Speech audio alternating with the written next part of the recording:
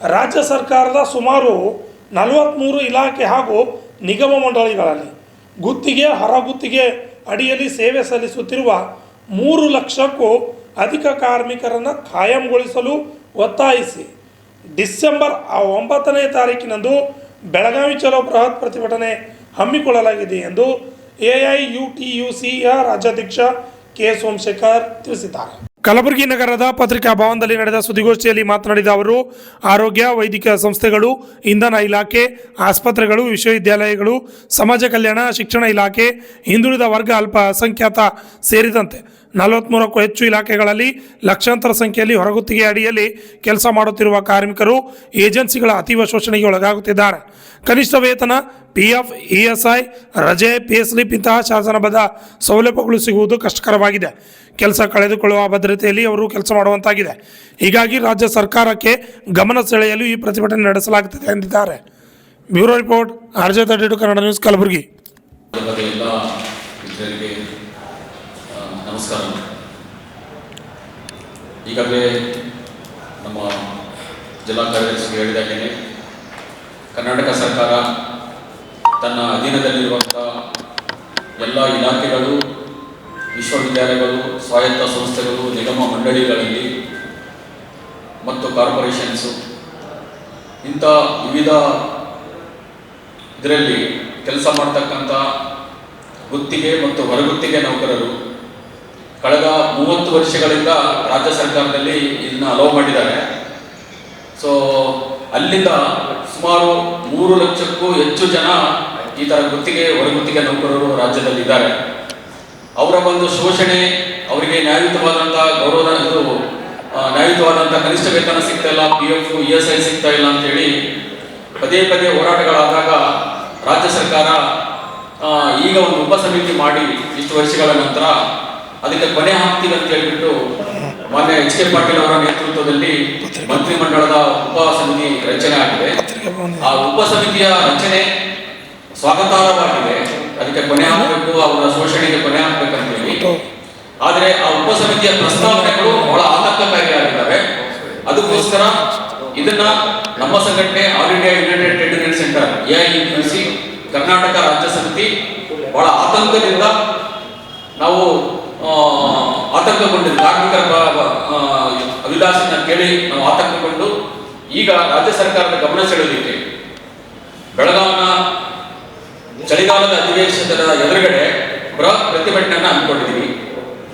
ಇದೇ ಡಿಸೆಂಬರ್ 9ನೇ ತಾರೀಕು ಬೆಳಗಾವಿನಲ್ಲಿ ಬೃಹತ್ ಪ್ರಮಾಣದಲ್ಲಿ ಪ್ರತಿಭಟನೆಯನ್ನ, ಆ ಬೆಳಗಾವಿ ಅಧಿವೇಶನನ್ನೇ ನಾವು ಯಾಕೆ ಮಾಡ್ಕೊಂಡಿದ್ದೀವಿ ಅಂದ್ರೆ, ಬೆಳಗಾವಿ ಅಧಿವೇಶನದಲ್ಲಿ ಅವರು ಒಂದು ಶಾಸನ ತರ್ತೀವಿ, ಅದಕ್ಕೊಂದು ಕಾಯ್ದೆ ಮಾಡ್ತೀವಿ ಅಂತ ಹೊರಟಿದ್ದಾರೆ. ಸೊ ಅಲ್ಲಿ ಅವ್ರು ಏನ್ ಹೇಳ್ತಾ ಇದ್ದಾರೆ ಅಂತಂದ್ರೆ, ಇಷ್ಟು ಜನ ಕಾರ್ಮಿಕರು ಶೋಷಣೆಗೊಳಗಾಗಿದ್ದಾರೆ, ಅನ್ಯಾಯಕ್ಕೊಳಗಾಗಿದ್ದಾರೆ, ಅವರಿಗೆ PF ಸಿಕ್ಕಿಲ್ಲ, ESI ಸಿಕ್ಕಿಲ್ಲ, ಮತ್ತೆ ಅವರಿಗೆ ಮಿನಿಮಮ್ ವೇಜಸ್ ಸಿಕ್ಕಿಲ್ಲ, ಮತ್ತು ಏಜೆನ್ಸಿಗಳಿಂದ ಶೋಷಣೆಗೊಳಗಾಗಿದೆ ಅನ್ನೋದು ಅವರು ಮುಂದೆ ಇಟ್ಟು ಈಗ ನೇರ ನೇಮಕಾತಿ ಮಾಡ್ತೀವಿ ಅಂತ ಹೊರಟಿದ್ದಾರೆ. ಈಗ ನಮ್ಮ ಪ್ರಶ್ನೆ ಏನಂತ, ನೇರ ನೇಮಕಾತಿ ಮಾಡಿ ಈಗಿರ್ತಕ್ಕಂಥ ವರ್ಕರ್ಸ್ ನಲ್ಲಿ ಯಾರಿಗೆ ಒಂದು ಅರ್ಹತೆ ಇದೆ ಅವರನ್ನ ಮಾತ್ರ ನಾವು ಅವ್ರ ಲಿಖಿತ ಪರೀಕ್ಷೆಯನ್ನು ಕರೀತಾರೆ. ಆ ಒಂದು ಕಾಲ್ಫಾರ್ಮ್ನಲ್ಲಿ ಆ ಲಿಖಿತ ಪರೀಕ್ಷೆಯಲ್ಲಿ ಅವ್ರು ಬಂದು ಎಕ್ಸಾಮ್ ನಲ್ಲಿ ಅಟೆಂಡ್ ಮಾಡಿ ಅವ್ರ ಲಿಖಿತ ಪರೀಕ್ಷೆ ಬರೆದು ಹೊರಗಡೆ ಯಾರ ಅಭ್ಯರ್ಥಿಗಳು ಈಗ ಈ ಒಂದು ನೇಮಕಾತಿಗೆ ಸ್ಪರ್ಧೆ ಮಾಡಿರ್ತಾರೋ ಅವ್ರ ಜೊತೆ ಸ್ಪರ್ಧೆ ಮಾಡಿ ಅಂತ ಹೇಳ್ತಾ ಇದ್ದಾರೆ. ಈಗ ನಾವು ಸರ್ಕಾರಕ್ಕೆ ಕೇಳ್ತಾ ಇದ್ದೀವಿ, ಇನ್ನೊಂದು ಹೇಳ್ತಾ ಇದ್ದಾರೆ, ಮತ್ತು ಯಾರಿಗೆಲ್ಲ ಅಗತ್ಯ ಇದೆ ಅವ್ರಿಗೆ ನಾವು ವೇಟೇಜ್ ಕೊಡ್ತೀವಿ ಅಂತನೂ ಹೇಳ್ತಾ ಇದ್ದಾರೆ. ಇಲ್ಲಿ ನಾವು ಸರ್ಕಾರಕ್ಕೆ ನೇರವಾಗಿ ಕೇಳ್ತಾ ಇದ್ದೀವಿ, ಇವರು ಕಳೆದ 30 ವರ್ಷಗಳಿಂದ 20 ವರ್ಷಗಳಿಂದ 15 ವರ್ಷಗಳಿಂದ 10 ವರ್ಷಗಳಿಂದ ಇಲಾಖೆಯಲ್ಲಿ ಸೇವೆ ಮಾಡಿದ್ದಾರೆ. ಇಷ್ಟು ವರ್ಷಗಳ ಕಾಲ ಅವರು ಸೇವೆ ಮಾಡ್ಯಾರಂದ್ರೆ ಅವರು ಈ ಒಂದು ಕೆಲಸಕ್ಕೆ ಯೋಗ್ಯರಿದ್ದಾರೆ, ಅರ್ಹರಿದ್ದಾರೆ ಅಂತಾನೆ ಇಲಾಖೆ ಕೆಲಸಗಳು ನಡೆದಿದ್ದಾರೆ. ಈಗ ಅವರು ಇದನ್ನ ಮುಂದಿಟ್ಕೊಂಡು, ಅಂದ್ರೆ ನೇರ ನೇಮಕಾತಿಯನ್ನ ಮುಂದಿಟ್ಕೊಂಡು ನೀವು ಮತ್ತೆ ಎಕ್ಸಾಮ್ ನಲ್ಲಿ ಬರೀರಿ ಅಂತ ಕೇಳ್ತಾ ಇದ್ದಾರೆ. ಅದಕ್ಕೆ ನಾವು ಸ್ಪಷ್ಟವಾಗಿ ಬೆಳಗಾವಿ ಅಧಿವೇಶನದಲ್ಲಿ ಕೇಳ್ತಾ ಇರೋದಂದ್ರೆ, ಯಾರೆಲ್ಲ ಯಾವ ಹುದ್ದೆಯಲ್ಲಿ ಕೆಲಸ ಮಾಡ್ತಾ ಇದ್ದಾರೆ, ಅದು ಇಲಾಖೆಗಳಾಗಿರ್ಬೋದು, ಸ್ವಾಯತ್ತ ಸಂಸ್ಥೆಗಳಾಗಿರ್ಬೋದು, ನಿಗಮ ಮಂಡಳಿಗಳಾಗಿರ್ಬೋದು, ಆ ಹುದ್ದೆಗಳಲ್ಲಿ ಇಲ್ಲಿ ಕೆಲಸ ಮಾಡ್ತಾರೆ, ಅದೇ ಜಾಗದಲ್ಲಿ ಅವರನ್ನ ಕಾಯಂಗೊಳಿಸಬೇಕು.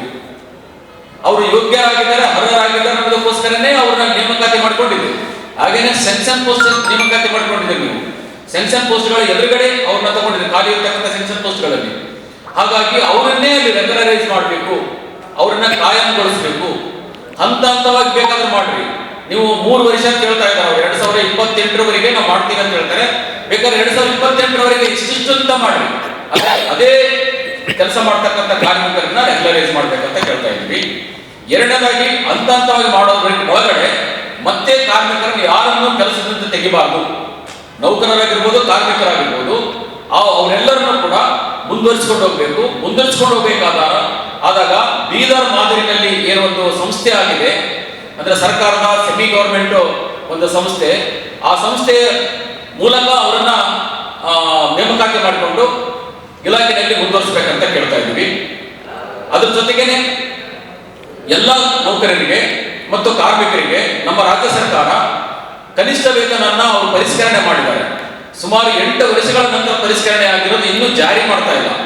ಅದಕ್ಕಾಗಿ ಕನಿಷ್ಠ ವೇತನವನ್ನ 2022ಕ್ಕೆ ಅನ್ವಯಿಸಿ, 2022ಕ್ಕೆ ಮುಗಿದಿದೆ, ಅಲ್ಲಿಂದ ಅನ್ವಯಿಸಿ ಎಲ್ಲಾ ಕಾರ್ಮಿಕರಿಗೆ ಮತ್ತು ನೌಕರರಿಗೆ ಕನಿಷ್ಠ ವೇತನನ್ನ ಕೊಡಬೇಕಂತ ನಾವು ಕೇಳ್ತಾ ಇದ್ದೀವಿ. ಸೊ ಈ ಒಂದು ಇಷ್ಟು ಬೇಡಿಕೆಗಳು ತಗೊಂಡು ನಾವು ಬೆಳಗಾವಿಯಲ್ಲಿ 9ನೇ ತಾರೀಕು ಬೃಹತ್ ಪ್ರಮಾಣದ ಒಂದು ಪ್ರತಿಭಟನೆ ಹಮ್ಮಿಕೊಂಡಿದ್ದೀವಿ. ಸೊ ಈ ಪ್ರತಿಭಟನೆಗೆ ರಾಜ್ಯದ 31 ಜಿಲ್ಲೆಗಳಿಂದ ನೌಕರರು ಮತ್ತು ಕಾರ್ಮಿಕರು, ಗುತ್ತಿಗೆ ಮತ್ತು ಹೊರಗುತ್ತಿಗೆ ಕಾರ್ಮಿಕರು ಆ ಒಂದು ಬೆಳಗಾವಿ ಚಲೋ ಅಧಿವೇಶನದಲ್ಲಿ ಹೋರಾಟಕ್ಕೆ ಬಂದು ಭಾಗಿಯಾಗ್ತಾರೆ.